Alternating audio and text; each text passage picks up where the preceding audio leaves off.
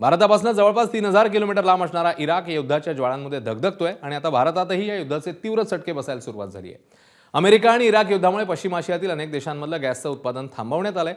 त्यामुळे भारतामध्ये गॅसचा पुरवठा विस्कळीत झालाय। देशातील घरगुती आणि व्यावसायिक गॅसच्या किमती भडकल्या। घरगुती स्वयंपाकाच्या गॅसमध्ये 60 रुपयांची वाढ झाली, तर घरगुती स्वयंपाकाच्या गॅसची किंमत आता 916 झाली आहे। व्यावसायिक गॅसच्या दरात 114 रुपयांची वाढ झाली, तर व्यावसायिक गॅसची किंमत आता पोहोचली 1899 रुपयांना।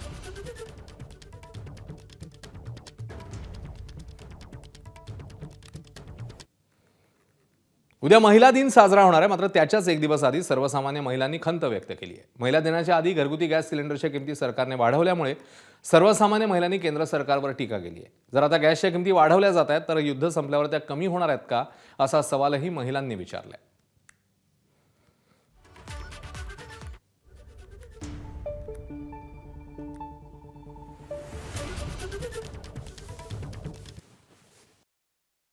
प्रत्येक वेळीच भाव वाढवत असतात। आता युद्धाचं कारण सांगतायत ते, पण युद्ध संपल्यानंतर तरी कमी करणार आहेत का? आणि आता 60 रुपयाने वाढलेलं आहे ते, तर ते आमच्या बजेटमध्ये ते कोलमडणारच आहे सगळं। ते लाख मोलाचं आहे, आम्हाला लय खूपच किंमत झालेली आहे आणि त्याच्या पगार कमी आणि बजेट जास्त झालेलं आहे। कशा भागवायचं? ज्यांच्या घरात पुरुषच नाही त्यांनी कशावर चालवायचं? अशी परिस्थिती आहे की ह्या चाळीत असल्यामुळे कुणी असं फार मोठं कोणी हाय पेमेंटवाले किंवा MNC मध्ये कामं करणारे कोणी नाही आहेत की त्यांचे लिमिट्स पण आहेत आणि तेवढ्याने पगार वाढत नाही। आणि ह्या बोलल्या ते बरोबर आहे, कुठलीही गोष्ट एकदा वाढली की ती पुन्हा कमी होत नाही। दरम्यान गॅसच्या तुटवड्यामुळे व्यावसायिक गॅस सिलेंडरचा पुरवठा बंद करण्यात आला। यामुळे चिंतेत पडलेल्या व्यावसायिकांनी सोमवारी बैठक बोलावली आहे। यामुळे हॉटेलमधले खाद्यपदार्थांचे दर वाढवण्याचे संकेत आता हॉटेल व्यावसायिकांनी दिले आहेत।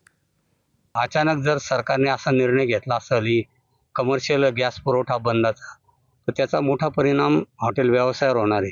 त्याच्यासाठी सरकारने काहीतरी पर्यायी मार्ग उपलब्ध करून द्यावा, यासाठी आम्ही तातडीने ती बैठक बोलवली आहे। गॅसचा पुरवठा बंद केला त्यामुळे तुम्ही खाद्यपदार्थांचे दर वाढवणार? 100% किमती 100% वाढणार। काय कारण?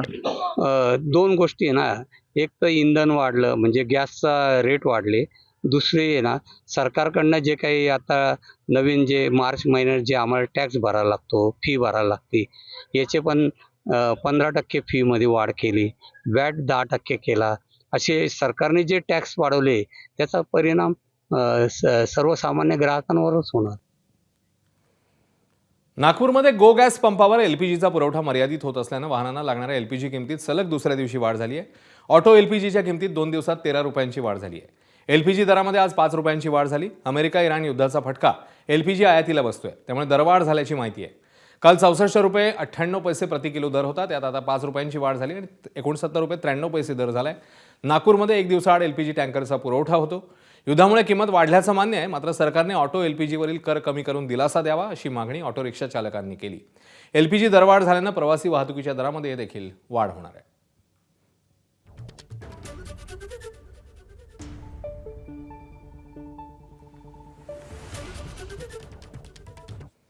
घरगुती गॅस सिलेंडरच्या दरात 60 रुपयांची वाढ, नवे दर आजपासूनच लागू झाले। देशभरातील प्रमुख शहरातील घरगुती सिलेंडरचे दर काय सांगतात जाणून घेऊया।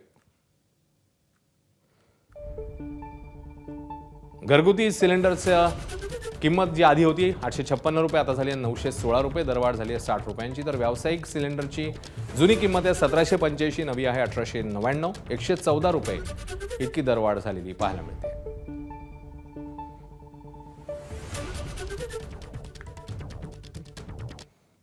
अमेरिका, इस्रायल आणि इराणच्या युद्धस्थितीमुळे जगभरात गॅस टंचाई जाणवते। पुण्यातल्या सदाशिव पेठेतल्या वैकुंठ स्मशानभूमीत गॅसवर चालणाऱ्या 5ही दाहिन्या मागील 2 दिवसांपासून बंद आहेत। यामुळे सध्या गॅस उपलब्ध नाहीये, त्यामुळे विद्युत दाहिनी किंवा पारंपरिक पद्धतीने लाकडांवरच अंत्यसंस्कार करण्यात येत आहेत।